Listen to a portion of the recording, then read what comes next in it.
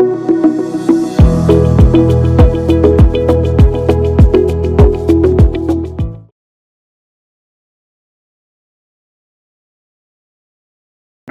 நேரம் யூடியூப் நேயர்கள் அனைவருக்கும் உங்களுடைய வெல்னஸ் குருஜியுடைய அன்பான வணக்கங்கள். உணவே மருந்து. உணவை கொண்டு நம்மை சுற்றி இருக்கக்கூடிய பூ, பழம், காய், வேர், பட்டை இதை கொண்டு எவ்வாறு ஆரோக்கியமாக வாழலாம் அப்படிங்கிறத தமிழ் மருத்துவமும் ஆயுர்வேத மருத்துவமும் பல ஆயிரம் வருடங்களாக மனித குலத்திற்கு தொடர்ந்து சொல்லி வருவதை பார்க்கிறோம்.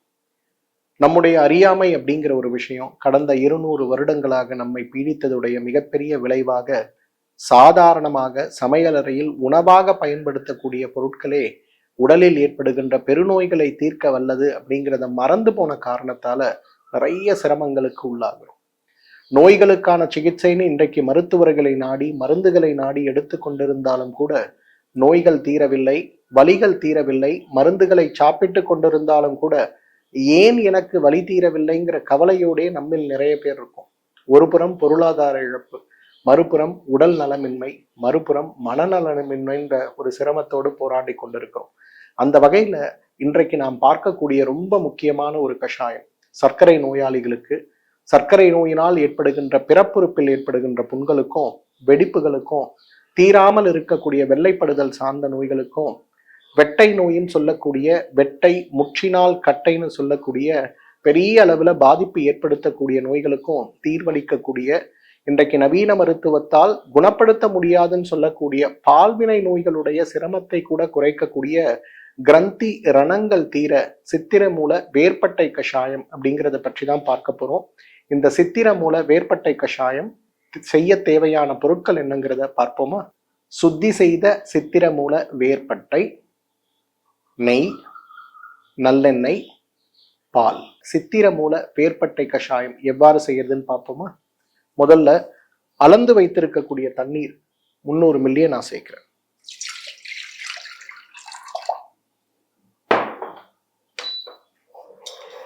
இது சித்திர மூல வேர்பட்டை. பொதுவா சித்திர மூலம் அப்படிங்கிறது மிகப்பெரிய காயகல்ப மருந்தாக இருந்தாலும் கூட இந்த சித்திர மூலம் விஷத்தன்மை இருக்கக்கூடிய, நெருப்பு போல் சூடாக இருக்கக்கூடிய மருந்து.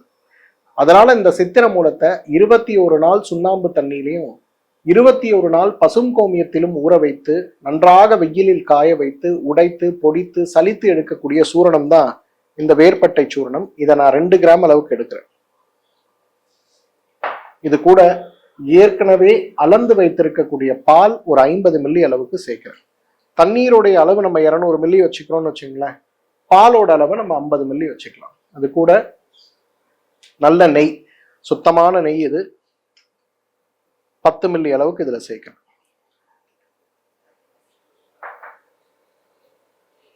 அது கூட நல்ல எண்ணெய் ஒரு தேக்கரண்டி அளவுக்கு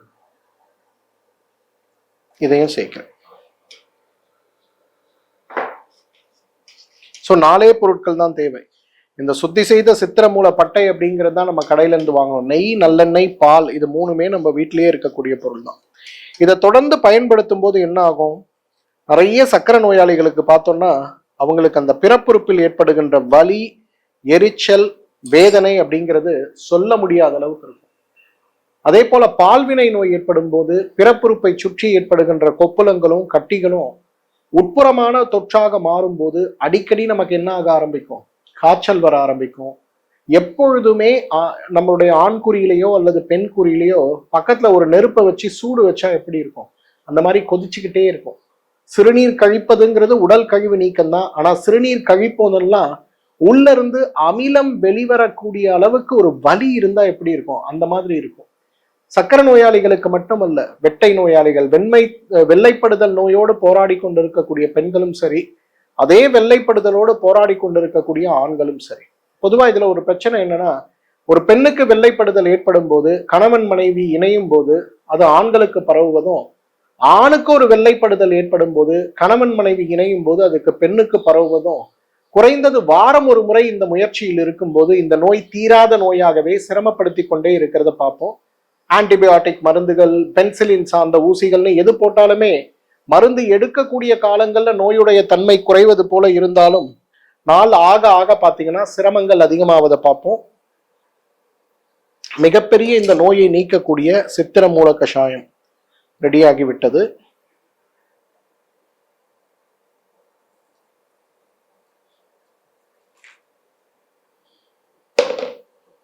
இந்த தண்ணீர் பால் எல்லாம் சேர்ந்த கலவையை நல்லா கொதிக்க வைத்து 300 மில்லி அளவுக்கு நம்ம குறைக்கணும். 300 மில்லி உள்ளதை 100 மில்லி அளவுக்கு குறைக்கணும். பெருநோய்களை நீக்கக்கூடிய, தீர்க்க முடியாத நோயாக இருக்கக்கூடிய பால்வினை நோயுடைய சிரமத்தை குறைக்கக்கூடிய, குறிப்பாக சர்க்கரை நோயாளிகளுக்கு ஏற்படுகின்ற பிறப்புறுப்பு அரிப்பு மற்றும் வெடிப்புகளை நீக்கக்கூடிய சித்திரமூல வேர்பட்ட கஷாயம் ரெடியாகிவிட்டது. இதோடைய மருத்துவ குணங்கள் என்னங்கிறத விவரமாக இப்ப நம்ம பார்ப்போம். இன்னைக்கு நமக்கு ஏற்படுகின்ற நிறைய நோய்கள் நம்முடைய நோய் எதிர்ப்பு சக்தி மண்டலங்களே நமக்கு எதிராக வேலை செய்வதால் ஏற்படுகின்ற நோய்களாக இருக்கும்போது நிறைய சிரமங்களை நாமும் சரி, நாம் எடுக்கக்கூடிய சிகிச்சை முறைகளும் சரி நமக்கு உருவாக்கி விடுவதை பார்க்கிறோம். ஆட்டோ இம்யூன் நோய்கள் சொல்லக்கூடிய நோய்கள் இன்றைக்கு மிகப்பெரிய நோய்களாக இருக்கிறத பார்க்கிறோம். இந்த ஆட்டோ இம்யூன் நோய்கள் மட்டுமல்ல, இந்த ஆட்டோ இம்யூன் நோய்களுக்காக கொடுக்கக்கூடிய சிகிச்சைகள், பொதுவாக இம்யூனோ சப்ரசன்ஸ் சொல்லக்கூடிய சிகிச்சைகள் இன்றைக்கு நோய் எதிர்ப்பு சக்தி தேவையில்லாமல் தூண்டப்படுவதை குறைப்பதற்காக கொடுக்கக்கூடிய அந்த மருந்துகளும் சிகிச்சைகளும் இன்றைக்கு நம்முடைய வழக்கமாக ஏற்படுகின்ற நோய்களை கூட, ஒரு சாதாரண சளி, இருமல், காய்ச்சலை கூட கட்டுப்படுத்த முடியாமல், குணப்படுத்த முடியாமல் நம்மை சிரமப்படுத்தி விடுவதை பார்க்கிறோம். அப்ப இது சார்ந்த சிரமங்கள் அற்ற ஒரு வாழ்க்கை வாழ நாம் என்ன செய்ய வேண்டும் அப்படிங்கிற கவலை நமக்கு ஒரு புறமாக இருக்கிறது. ஆட்டோ இம்யூன் நோய்கள் சொல்லும் போது எந்தெந்த நோய்கள் வருது? இன்னைக்கு புற்றுநோயில் ஆரம்பித்து, தைராய்டு நோயில் ஆரம்பித்து, சர்க்கரை நோயில் ஆரம்பித்து, சில வகையான இதய நோயில் ஆரம்பித்து, சோரியாசிஸ் சார்ந்த நோய்கள் ஆரம்பித்து, முடக்குவாதம் சார்ந்த, லூப்பஸ் ஆர்த்ரைட்டிஸ் சார்ந்த நிறைய வகையான நோய்களுக்கான காரணங்களாக இன்றைக்கு இருப்பது எது? ஆட்டோ இம்யூன் நோய்கள் தான். உடலுடைய நோய் எதிர்ப்பு சக்தி மண்டலம், இன்றைக்கு தசைக்கு ஒரு எதிர்ப்பு சக்தி மண்டலம் இருக்கு, கிட்னிக்கு ஒன்று இருக்கு, லிவருக்கு ஒன்று இருக்கு, ஹார்ட்டுக்கு ஒன்று இருக்கு, செரிமான மண்டலத்துக்கு ஒன்று இருக்கு, பிரெயின்க்கு ஒன்று இருக்கு, கண்ணுக்கு ஒன்று இருக்கு, சைனஸ் கிளான்ஸ்க்கு ஒன்று இருக்கு. நிறைய வகையான நோய் எதிர்ப்பு சக்தி மண்டலங்களுடைய தொகுப்பாகத்தான் நம்முடைய லிம்பாட்டிக் சிஸ்டம் இருக்கு. ஆனால் இந்த நோய் எதிர்ப்பு சக்தி மண்டலங்கள் தேவையில்லாமல் தூண்டப்படும் போது, உதாரணத்துக்கு நம்ம உடம்புல ஒரு தொற்று ஏற்படுது, ஒரு கிருமி நம்ம உடம்புக்குள்ள வருது. கிருமி உடம்புக்குள்ள வந்த உடனே என்ன பண்ணும்? உடம்பில் இருக்கக்கூடிய சத்துக்களை உறிஞ்சி எடுத்துக்கொண்டு அந்த கிருமி ஒன்றாக உள்ளது பல லட்சமாக மாற ஆரம்பிக்கும். அந்த பல லட்சமாக அது மாறும்போதுதான் நம்ம உடம்பு என்ன பண்ணும்? உடம்புக்கு ஒவ்வாமையை ஏற்படுத்தக்கூடிய அல்லது பாதிப்பை ஏற்படுத்தக்கூடிய ஒரு கிருமி உள்ள வந்திருக்கு அப்படிங்கிறதுனால உடனே உடல் என்ன செய்ய ஆரம்பிக்கும்? நம்முடைய நோய் எதிர்ப்பு சக்தி மண்டலத்தை தூண்ட ஆரம்பித்து அந்த கிருமிகளை சுற்றி ஒரு வட்டத்தை உருவாக்கி அந்த கிருமிகளை அந்த இடத்திலேயே அடைத்து வைத்து அந்த கிருமிகளுக்கு செல்லக்கூடிய பிராணவாயுவையும் சக்தியையும் குறைத்து அந்த கிருமி அதிகமாக விடாமல் அதே நேரத்துல அந்த கிருமியை அழிக்கக்கூடிய வேலையை நம்ம உடம்பு செய்ய ஆரம்பிக்கும். இந்த நேரத்துல தான் நமக்கு காய்ச்சல் மாதிரி உடம்பு கதகதகதவென்று கொதிக்க ஆரம்பிக்கிறத நம்ம பார்ப்போம். அப்போ இது ஒரு 2 நாள் 3 நாள் அல்லது 7 நாட்கள் நடக்கக்கூடிய நிகழ்வாக இருக்கும்போது எப்படி லட்சக்கணக்கில் அணுக்கள் பரவுகிறதோ, அந்த கிருமிகள் அதிகமாகிறதோ, அதே போல லட்சக்கணக்கில் நம்ம உடம்புல இருக்கக்கூடிய வெள்ளை அணுக்களும் அதிகமாகிறத நம்ம பார்க்கணும். அப்ப அந்த ரெண்டுமே ஒன்றோடு ஒன்று போர் புரிந்து கொண்டிருக்கும் போது ஒரு காலத்துல ஒரு நேரத்துல என்ன ஆகணும்? கிருமிகளுடைய தன்மை குறைய ஆரம்பித்து ஒரு ஸ்டேஜ்ல அந்த கிருமிகள் முற்றிலுமாக அழிக்கப்பட்ட நிலையில நம்ம இருப்போம்.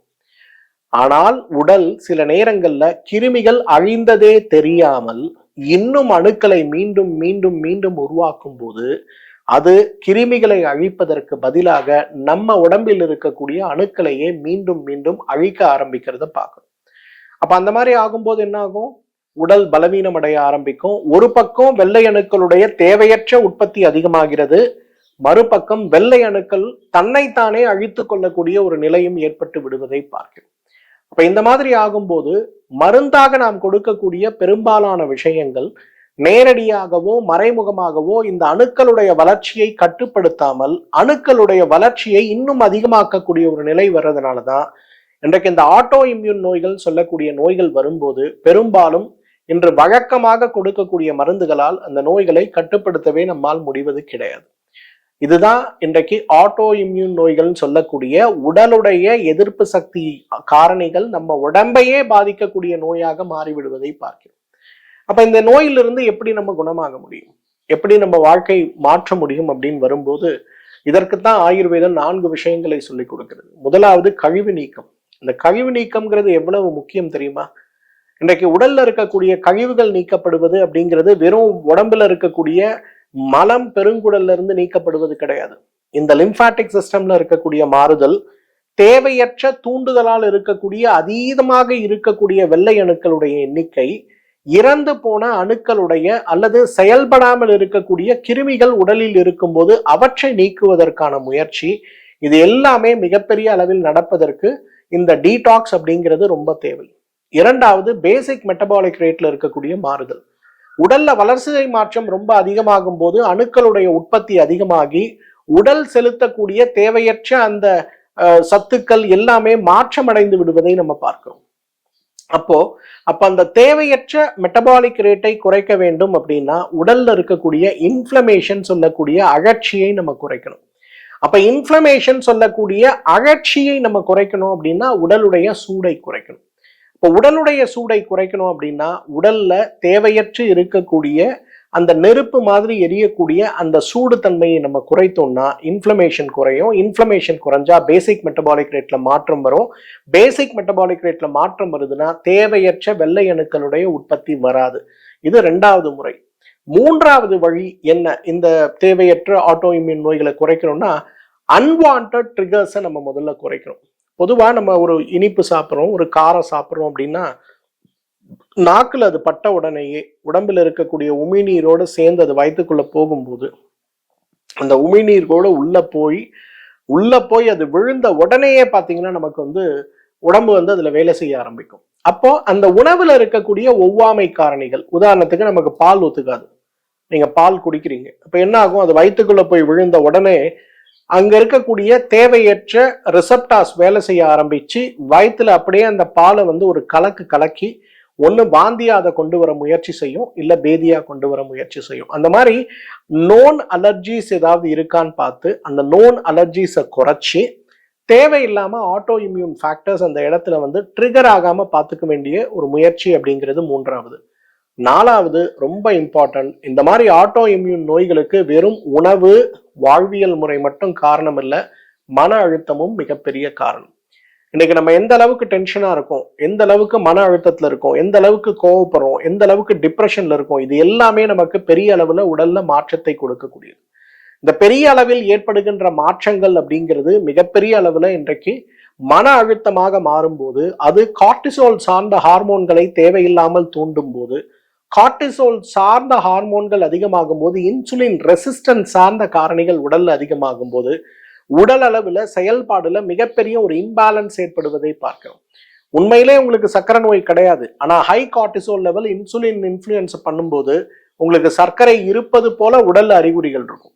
சோர்வு இருக்கும், தூக்கமின்மை இருக்கும், அதீத சிறுநீர் கழிப்பீங்க, அதீத வேர்வை இருக்கும், அதீத பசி இருக்கும், எல்லாமே இருக்கும். ஒண்ணுக்கு போகணும்னா நிறைய ஒண்ணுக்கு போற மாதிரி இருக்கும், ஆனா போய் சுகரை செக் பண்ணோம்னா எதுவுமே இருக்காது. இந்த மாதிரி வரக்கூடிய மனதிலிருந்து உடலுக்கு வரக்கூடிய காரணிகளை மாற்றக்கூடிய முயற்சி அப்படிங்கிறது 4வது. அப்ப இந்த 4 விஷயங்களும் 4 வழிகளும் முறையாக நம்ம பின்பற்றினாதான் நமக்கு இருக்கக்கூடிய ஆட்டோ இம்யூன் நோய்கள் குறைய ஆரம்பிக்கும். இதை எப்படி சார் செய்யறது? இதுக்கு நமக்கு உதவி செய்யக்கூடியதுதான் சித்திர மூல வேர்பட்டை கஷாயம் அப்படிங்கிறது. நம்ம உடம்புல இருக்க கழிவை நீக்கிறது, தேவையில்லாம வரக்கூடிய ஆட்டோ இம்யூன் ரெஸ்பான்ஸை குறைக்கிறது, உடம்போட பேசிக் மெட்டபாலிக் ரேட்டை ஸ்டேபிள் பண்றது, அதை விட முக்கியமாக மனதில் இருக்கக்கூடிய அழுத்தத்தினால் உடல்ல ஹார்மோன்ல வரக்கூடிய மாற்றங்களை சரி செய்வது. இந்த 4 விஷயங்களையும் சரி செய்யக்கூடிய மிகப்பெரிய அருமருந்து எதுனா சித்திர மூலப்பட்டை கஷாயம். இது செய்வதற்கு ரொம்ப சுலபமான ஒன்று. ஆனா இந்த சித்திர மூலப்பட்டையை நம்ம சுத்தி செய்யணும். சித்திரகம் அப்படிங்கிறது மிகப்பெரிய ஒரு மருந்து. நீங்க கூகுள்ல தேடி பாருங்க, சித்திரகத்துடைய மருத்துவ பயன்கள்னு பாருங்க. புற்றுநோய் வரும், சோரியாசிஸ் நோய் வரும், தீர்க்க முடியாத நோய்கள் வரும். அதை விட முக்கியமாக இன்றைக்கு ஆட்டோ இம்யூன் நோய்கள் மிகப்பெரிய அளவுல வருவதை பார்க்க முடியும். இந்த சித்திர மூலப்பட்டையை நம்ம எப்படி பியூரிஃபை பண்ணுவோம்? பொதுவா சித்திர மூலப்பட்டையை நல்லா கட் பண்ணிட்டு ஒரு பகல் ஃபுல்லா சுண்ணாம்பு தண்ணியில ஊற வைப்போம், ராத்திரி ஃபுல்லா பசுங்கோமியத்துல ஊற வைப்போம்.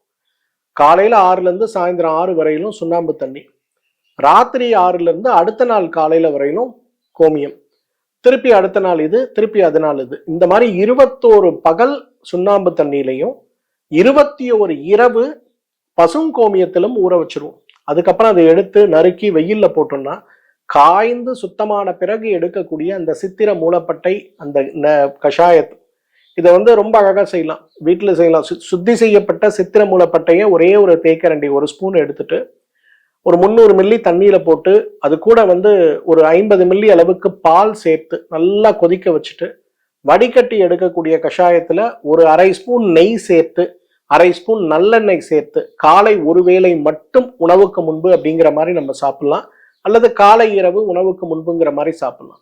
இதை தொடர்ந்து நம்ம சாப்பிட ஆரம்பிச்சா என்ன ஆகும், நமக்கு 4 முக்கியமான பலன்கள் கிடைக்கும். நீங்க சோரியாசிஸ் நோயில இருக்கீங்க, புற்றுநோயில இருக்கீங்க, கவுட்னு சொல்லக்கூடிய ஆர்த்ரைட்டிஸ் நோயில இருக்கீங்க, லூப்பஸ் நோயில இருக்கீங்க, அல்லது இன்றைக்கு உங்களுக்கு இருக்கக்கூடியது ஒரு ஆட்டோ இம்யூன் நோயின்னு சொல்லக்கூடிய auto immune thyroiditis, auto immune pancreatitis, auto immune liver cirrhosis அப்படின்ற பேர்ல இருக்கக்கூடிய எந்த நோயோடு நீங்க போராடி கொண்டிருந்தாலும் இதை காலையில வெறும் வயிற்றுல ஒரு நேரம் சாப்பிட்டாலே நல்ல மாறுதல்கள் கிடைக்கிறத பார்க்கலாம்.